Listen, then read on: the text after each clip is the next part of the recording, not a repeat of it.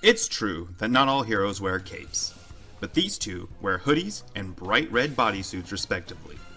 Luke Cage, the hero for hire, versus Mr. Incredible, the husband, father, and superhero.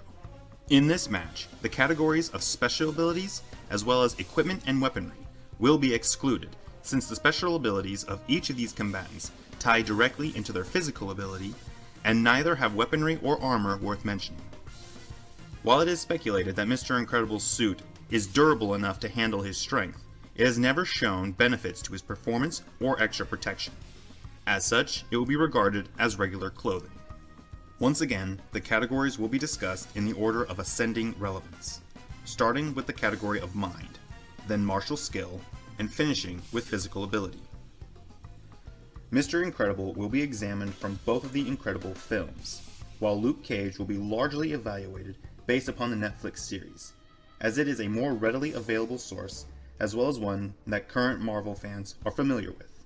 Luke Cage, born Carl Lucas, was raised in Harlem, New York. He was the son of a pastor, a bright young man, and an all-around good kid. However, he, like most youths, would get into trouble in his later years.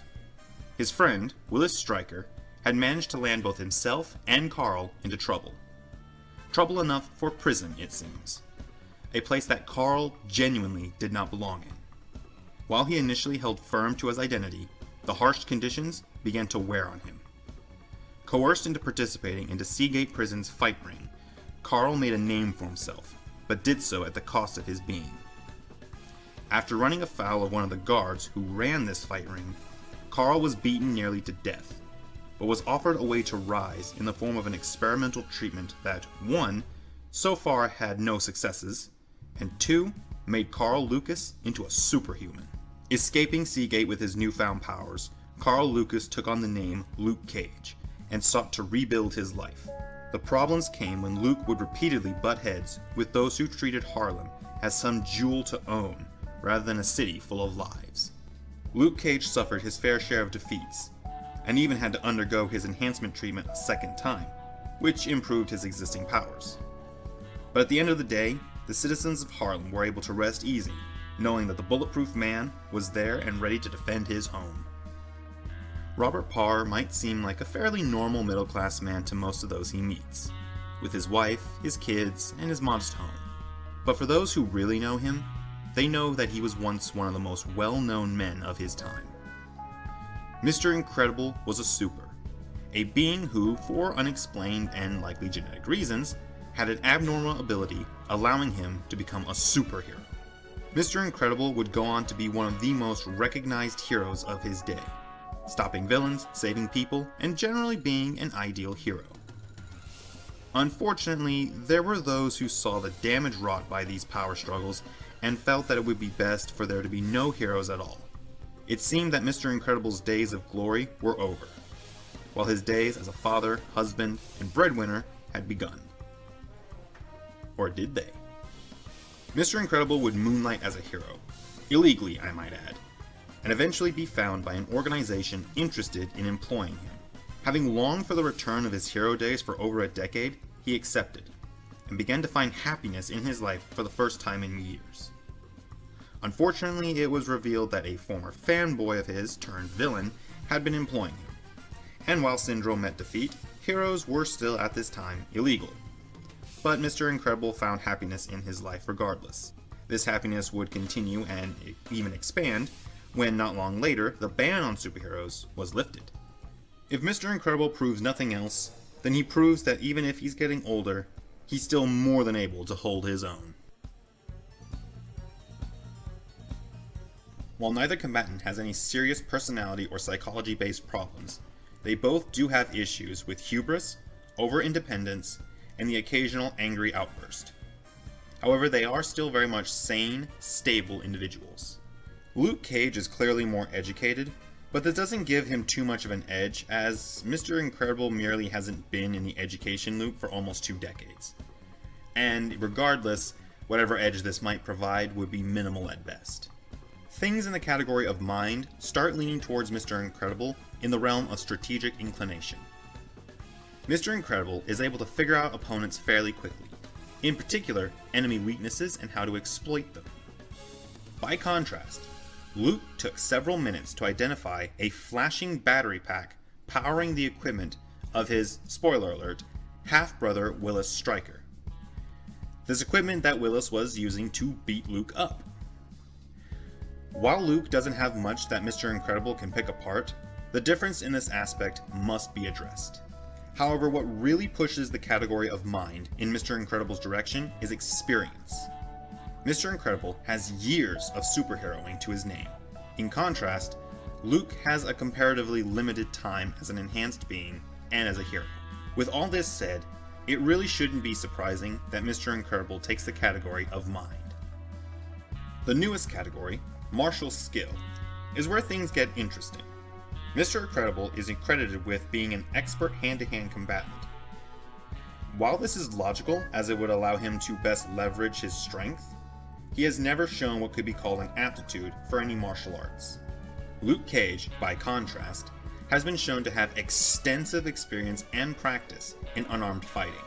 He trained in boxing as a child, was involved in the Seagate Prison Fight Club, fought alongside martial arts master Danny Rand, aka Iron Fist, and endured repeated fights with Bushmaster, a skilled martial artist in his own right. We never get to see Mr. Incredible use any significant skill in combat, being that he seems more content to leverage his best assets, his strength, against his enemies. The enemies we see Luke fight give insight that while he is no Danny Rand, he is not someone to pass off as a brute. I give the martial skill edge to Luke Cage. And finally, the big one, physical ability. Mr. Incredible can easily match Luke Cage in areas like speed and reflexes, both showing impressive aptitude in the former and no real notable showings of the latter. They're both able to take extreme pain. Luke Cage was literally boiled in his second enhancement treatment, and Mr. Incredible was repeatedly electrocuted. Furthermore, neither have any noteworthy prior injuries that can give their opponents an advantage. Luke Cage does take an edge with age, since he is in his 30s compared to Mr. Incredible's 50s. And Mr. Incredible's age has been shown to impact him physically, though his great strength mitigates most of these negative impacts. Mr. Incredible takes the edge in agility, where the super strength in his legs allows him superb acrobatic ability, an advantage that Luke has never displayed. However, both these men could be considered fairly comparable in durability. Mr. Incredible was capable of taking a passenger train barreling into him. Since passenger trains have a speed limit of 59 miles per hour, which is roughly freeway speeds, this means that he was able to endure an enormous amount of force slamming into him. Luke Cage, on the other hand, was capable of holding an exploding pineapple grenade in his hands without issue, and have a car ram into him so hard it destroyed the engine block. In addition, Luke was renowned for enduring storms of bullets with contemptuous ease, only ever being harmed by Judas bullets, a weakness that he overcame with his second enhancement treatment. The scales tip much more significantly in the realm of strength. Luke has been shown to be able to handle a 400-pound tire like a beach ball, and shift concrete slabs roughly his size without too much trouble. But Mr. Incredible was able to bench press a locomotive. You know, the engine part of a train that pulls the train. Mr. Incredible's locomotive seems comparable to an Alco S2, which can easily weigh 115 tons. Which puts it on the lighter side of locomotives, by the way. But 115 tons, that's 230,000 pounds and 575 times the weight of Luke's tire. Even when factoring the ease that Luke displayed, the sheer difference in weight puts the strength edge on Mr. Incredible's side, and does so in such a way that firmly shifts the physical ability edge into Mr. Incredible's favor. Now, this matchup was one whose outcome was fairly obvious from the start, but it was an interesting enough one to warrant a closer investigation.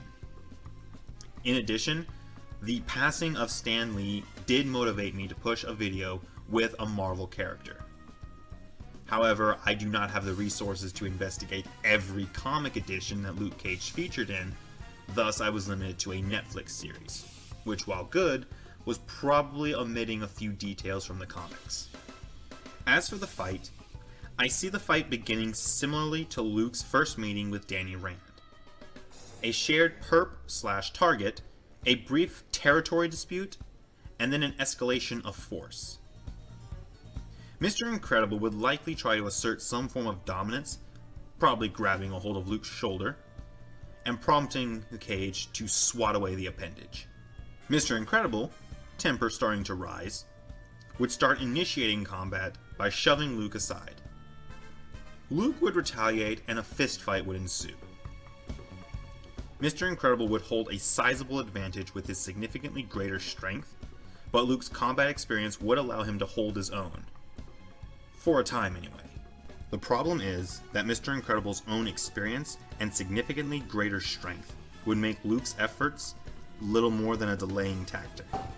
While Luke is attributed to having an accelerated healing ability, the problem with this is that this healing isn't Deadpool level healing. So Mr. Incredible's attacks would begin to wear Luke down. Eventually, Luke's strength, endurance, experience, and tenacity would be overwhelmed by Mr. Incredible's raw strength and his experience against enhanced enemies. And thus, the Bulletproof Man would meet his end.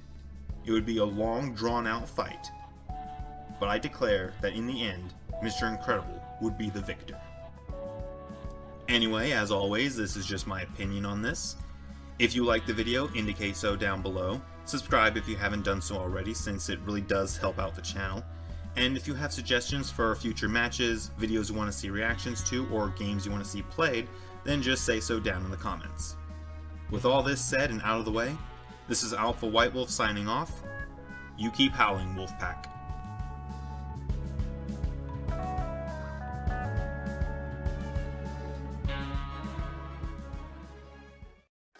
Like a monster, I hate what I